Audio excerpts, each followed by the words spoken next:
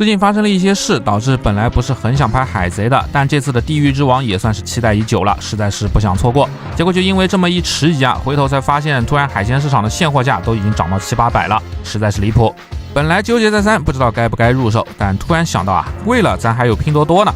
看我刚买到的 SHF 索隆地狱之王，正好现在暑期魔丸专场大促，推出了1块钱秒杀的活动，我就试了一下就中了，1块钱就抢到了。平时实体店或者官网买要700多，定价也很贵，现在1块钱抢。另外我还给大家争取到了一批粉丝福利优先抢的名额，放在视频下方的链接了。从我这边的链接点进去有专属的优惠价，同时还给大家准备了直减的优惠券，大家赶快冲吧。OK， 那么回到正题啊，既然涨幅如此的离谱，必然是在某个方面得到了大家的认可。那么事不宜迟，咱们赶紧来开箱看一看。这次是2层的吸塑，东西给的还真是不算少，但咱们还是先从本体看起。不过展示之前呢，得先把索隆的3把刀给装上，毕竟这也算是索隆本体的一部分。那这里安装的话，先取下刀把会方便一些。接着这个绑带的后段是能拔出来的，方便安装刀鞘。掰开绑带就能看到啊，内部是有一段1字插装的，插到研磨刀的刀鞘侧面固定。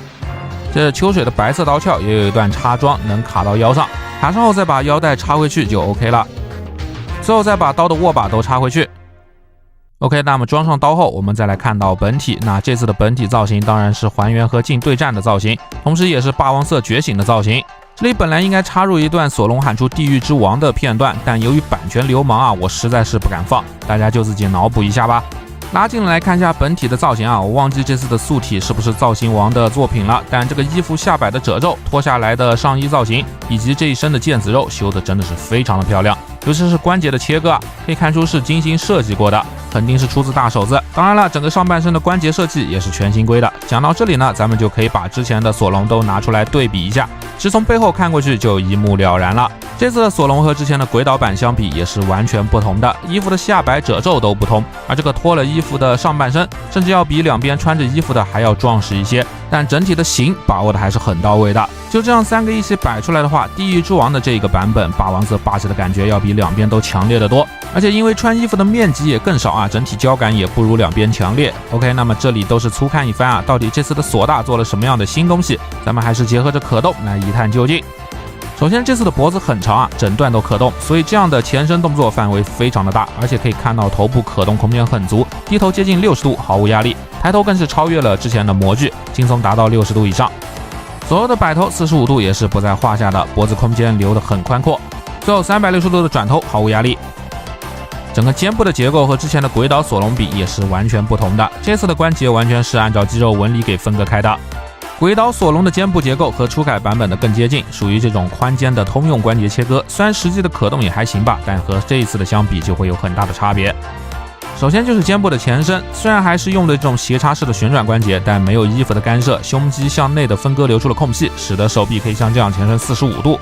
翻到后方就能看到啊，三头肌的下方还有一段关节提供了摆动的范围，那同样的设计呢，向后的幅度也不会差，大概有30度左右。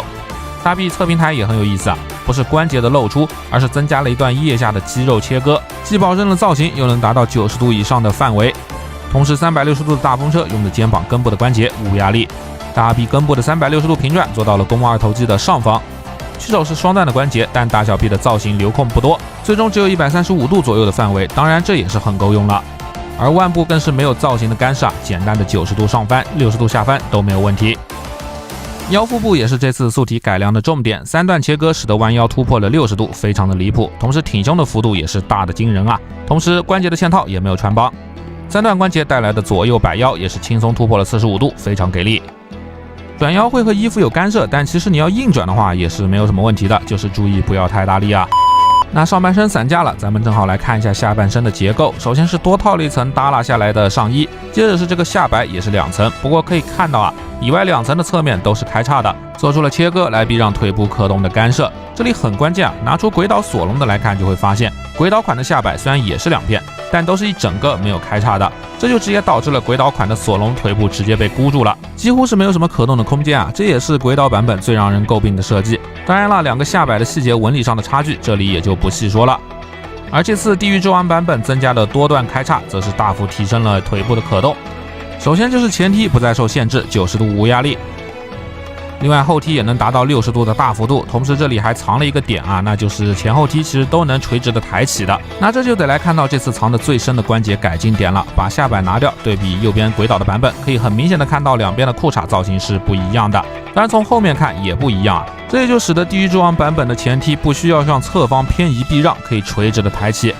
接着来看到侧踢啊，虽然下摆开叉减少了干涉，但不等于没有，腰部还是一拳硬交，所以实际的侧踢极限也就是60度多一点，两条腿差不多都是这样，证明这就是极限的可动了，有点可惜。大腿上段给了360度的平转关节，没有问题的。但这次的膝关节用的还是老素体的结构，只能弯折90度，大小腿的后方都没有留空，是因为会被下摆遮住，这里可动就偷懒了，我觉得实在是不应该啊。最后来看到脚部，高筒靴能做到90度的转动，脚掌的上抬下翻范围也不大，也就45度不到的样子。脚尖做了独立的切割，能抬起75度左右。最后还算良心的是，接地还是给了忍者脚90度，向内向外都能达到这种超大幅度的接地范围。这整体的可动怎么说呢？上半身优秀，下半身守旧，虽然造型不错，但把玩起来有点割裂，实在是有点可惜啊。把玩拍摄的时候，只能把重点尽量放在上半身。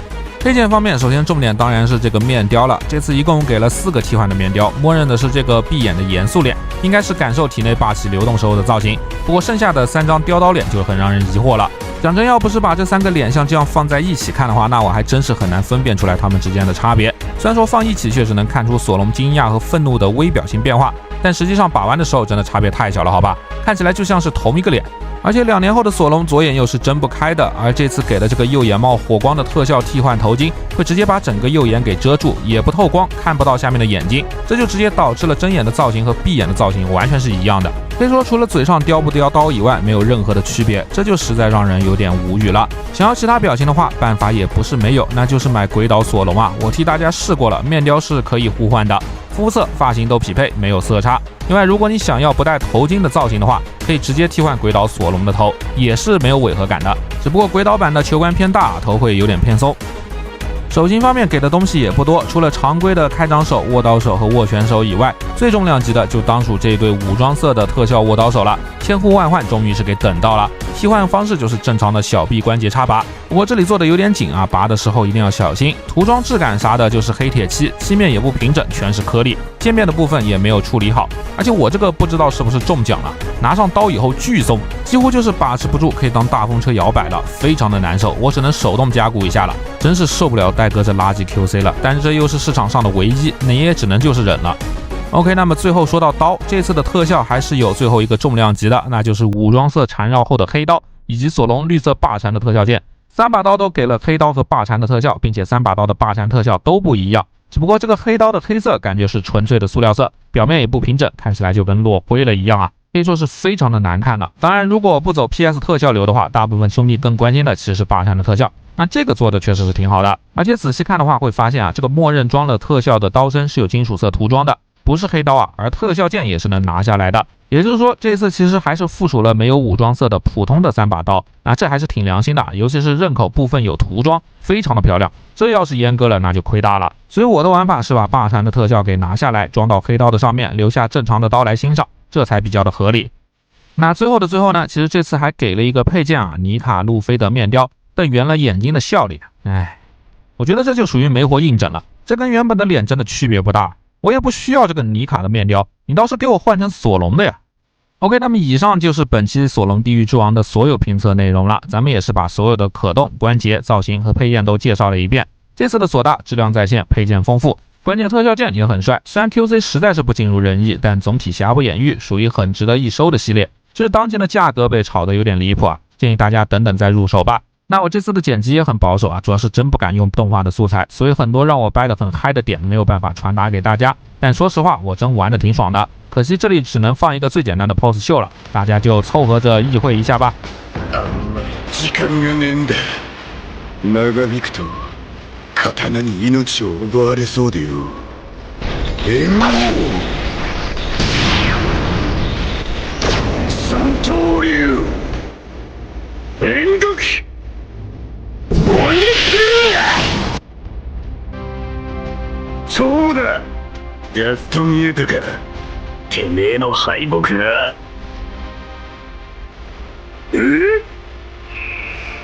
そりゃかりや。こっちから刻んでよいよ。お前の命が続くならな。電王三刀流一鉄三条比喩地獄なるほど、王にでもなる気か。そうだね、戦場と親友との約束があんだ。